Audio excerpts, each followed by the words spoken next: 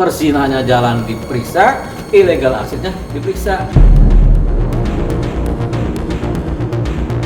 Kalau memang jelas di situ si cowok itu dengan si cewek yang bukan istrinya, ya itu sudah bukti yang sah.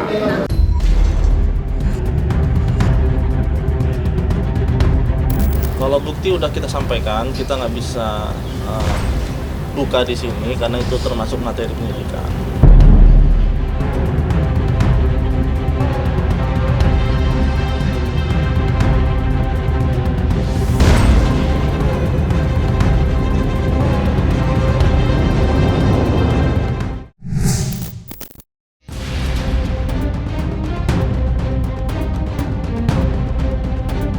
Konflik yang menyeret artis Inara Rusli dengan selebgram Wardatina Mawa kini masih memanas. Langkah Mawa memenjarakan suaminya, Insan, dan Inara Rusli belum surut. Laporannya ke Polda Metro Jaya atas dugaan perzinahan dan perselingkuhan sampai kini masih berproses, bahkan sudah naik tahap penyidikan. Menanggapi laporan Mawa, tim kuasa hukum Inara sempat menyinggung legalitas barang bukti yang diajukan Mawa, yakni terkait rekaman CCTV yang diduga didapat dengan cara ilegal akses. Berpegang pada dugaannya itu, Inara tidak hanya membuat laporan tandingan di Mabes Polri, tetapi juga meminta penyidik untuk menghentikan proses penyidikan dengan alasan barang bukti yang didapat Mawa tidak sah. Menanggapi polemik tersebut, praktisi hukum Dioli Payumara turut buka suara dan memberikan penjelasan dari aspek hukum mengenai penghentian penyidikan. Lantas, bagaimana kelanjutan laporan Mawa dilihat dari aspek hukumnya? Nah, setiap peristiwa menjadi barang bukti, gitu. Apalagi kalau ada peristiwa pidana, menjadi bukti pidana. Ini CCTV ini kan, didapat dari mana? Bisa didapat lewat permintaan langsung, bisa didapat karena sesuatu hal yang memang kalau mereka bilang dianggap melanggar undang-undang karena illegal access kan. Ini masih diragukan illegal access ini. Pasti kita pengen ekspresi. Mengedepankan estetika. Jelas tadi mendengarkan.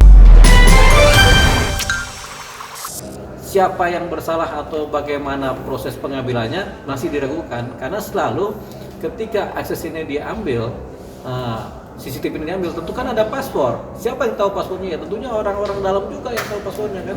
Bisa si Inaranya, bisa si Virgunnya, bisa perintah Virgunnya gitu. Jadi ini masih nanti, tapi yang jelas faktanya ada perzinahan yang terjadi.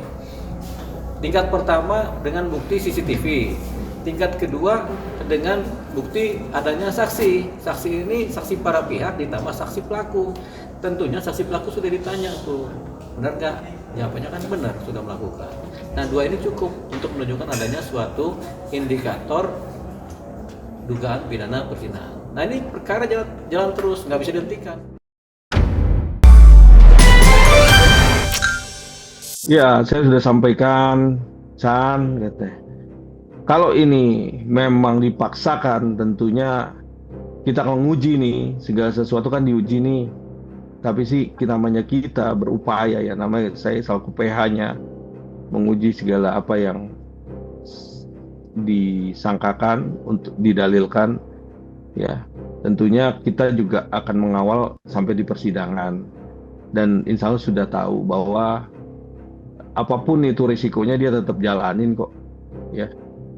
Dia juga tidak menjadi orang yang sangat buruk kalau dia pun sampai harus menerima semua keadaan yang ada gitu kan. Tapi balik lagi, kita namanya berusaha dan berupaya. Illegal akses menjadi fase yang ramai menuai reaksi dan perhatian publik. Inara dan Insanul Fahmi bersikeras jika ada dugaan illegal akses atas penguasaan rekaman CCTV yang kini dijadikan barang bukti Mawa pada saat membuat laporan ke Polda Metro Jaya. Berangkat dari polemik itu pula, Inara membuat laporan ke Mabes Polri. Bahkan, nama-nama seperti Virgun yang tidak lain mantan suaminya ikut terseretnya ke dalam pusaran kasus. Dalam laporannya, Inara mempermasalahkan barang bukti yang diajukan Mawa berupa rekaman CCTV. Mereka meyakini adanya illegal akses yang patut diduga dilakukan oleh Mawa maupun Virgon. Menanggapi polemik tersebut, bagaimana Deolipa Yumara yang sudah lama berkecimpung sebagai praktisi hukum dalam melihat permasalahan tersebut? Illegal access itu ketika orang dengan sistem tersendiri, dengan hacker sendiri, kemudian mendapatkan data dari suatu posisi dunia digital kan, gitu, baik CCTV, baik handphone atau apa. Jadi itu yang disebut illegal access. Tapi kalau aksesnya dia bisa dapat dengan paspor yang dikasih, berarti apa yang ilegal? Pasti ini ada yang ngasih paspornya. Karena CCTV itu ada passwordnya, gitu. Pasti ada yang ngasih. Yang ngasih siapa? Yang tahu passwordnya siapa? Begitu. Apakah si Inara sendiri? Apakah dia pembantunya? Apakah Virgon sendiri? Ketika mereka sudah pegang passwordnya, berarti kan udah fair, saling tahu nih. Ini passwordnya memang diketahui oleh para pihak ini. Berarti kan boleh. Nggak ada. Karena Virgon sendiri yang memberi perintah. Gitu. Nanti kan ketika ditanya, pembantu, siapa? Supir, misalnya. Anda dapat password dari mana? Dari Virgon. Atas perintah, sudah beres. Virgon ngasih passwordnya udah dianggap sebagai legal access. Jadi kita hargai aja proses hukum. Insanul juga siap dan menerima semua apa yang nantinya yang terjadi. Dia juga mau menjalankan dengan kooperatif ya. Laporan Mawa terhadap Inara Rusli dan Insanul Fahmi atas dugaan perzinahan kini sudah naik tahap penyidikan.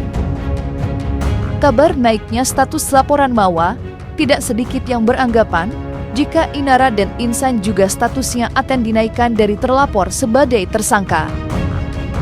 Lalu, apa kata Deolipa Yumara dengan naiknya status laporan Mawa dari penyelidikan ke penyidikan? Mungkinkah Inara dan Insan benar-benar akan menjadi tersangka? Dan sejauh mana peluang keduanya akan segera ditetapkan menjadi tersangka? Perzinahnya jalan diperiksa, illegal aksesnya diperiksa. Illegal akses bisa terbukti, bisa tidak terbukti karena ada dasar pembenar.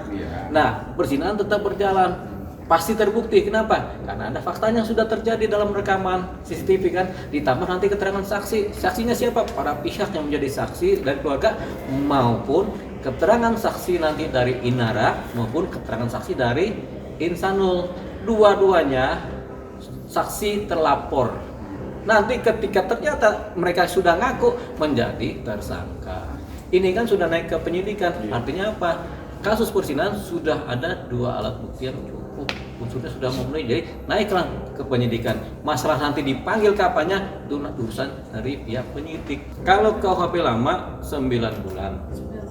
KUHP baru mungkin sama juga. Nah, tinggal dicek itu. Tinggal mana yang paling menguntungkan. Sebenarnya lebih menguntungkan KUHP lama. Karena di situ ada terkait dengan persoalan keperdataan ya. Tapi kita lihat saja nanti perkembangannya apa. Yang jelas ketika sudah dikode dari penyelidikan menjadi penyidikan, kata sidik ini menunjukkan sudah adanya unsur-unsur pidana yang berkemungkinan terjadi dengan saksi-saksi dan bukti-bukti yang dirasa sudah mulai cukup. Kalau bukti udah kita sampaikan, kita nggak bisa buka di sini karena itu termasuk materi penyidikan.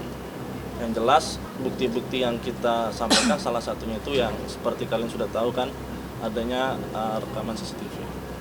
Gue ikhlas aja lah, mau gimana, gue fokus perbaikan diri aku aja. Terlepas dari polemiknya dengan Mawa yang berujung pelaporan, Insanul Fahmi juga disebut-sebut terlibat pertikaian sengit dengan istrinya, yakni Mawa, terkait hak asuh anak. Sebelumnya, Insan menuding jika Mawa menghalangi dirinya untuk bertemu sang anak yang saat ini dalam kuasa Mawa. Sontak, tuduhan Insan menuai reaksi beragam, termasuk dari pihak Mawa yang menyayangkan adanya statement Insan. Menanggapi tudingan Insan, apa kata Mawa?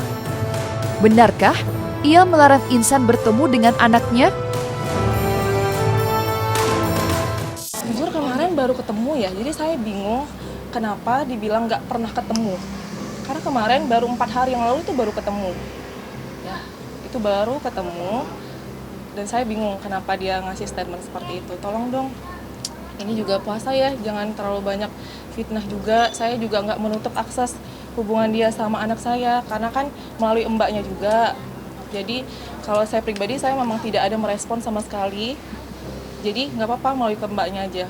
Dan memang baru kemarin itu baru ketemu. Kita lihat aja lah, ini lagi bulan Ramadan, kita kurang-kurangin lah ini.